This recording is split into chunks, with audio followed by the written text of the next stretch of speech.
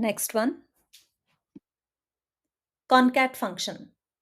It is used to combine multiple strings to create meaningful messages or data summaries.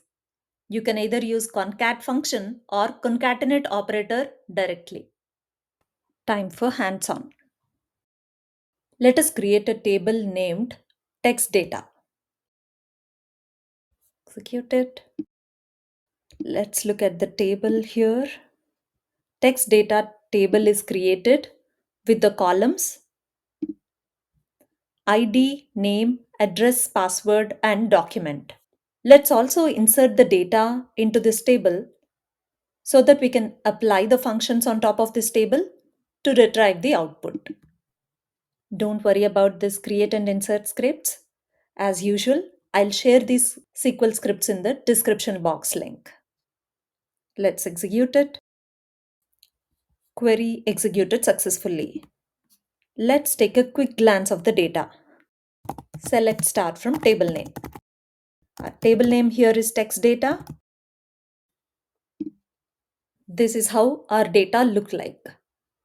Let's see the syntax of concat operator.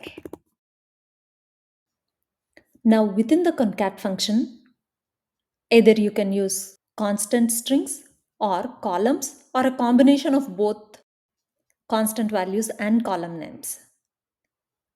When you are combining only the constant values, then you don't have to use the table name. Directly use. Now data and muzzle are two strings. With concat operator, you are combining both into a single string. Let's look at that. See, you're combining two strings into one single string. This is a constant, right? Now let's combine the column names. When you want to combine the column names, you would have to add table name into this select clause. Which two columns do we want to combine?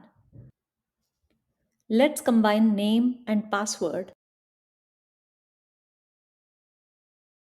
from text data. See, name and password combined. Now let's add a constant here. When you add an external constant which is not a column name, then you would have to put that in string. Say for example, I want to include a hyphen between the name and password, and I am giving an alias with as credential. Now the expected output is to see the concatenated value of name and password separated with hyphen under the column credential. Let's execute this. See, credential is the column name and password along with the hyphen in between.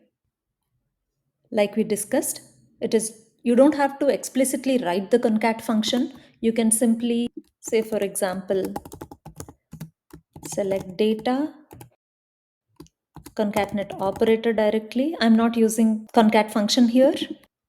Say, using concat function and concatenate operator gives you the same result. Do we want to execute this again? I'm removing concat function here, adding concatenate operator. Let's execute it. Same output. So this is how concatenate function works.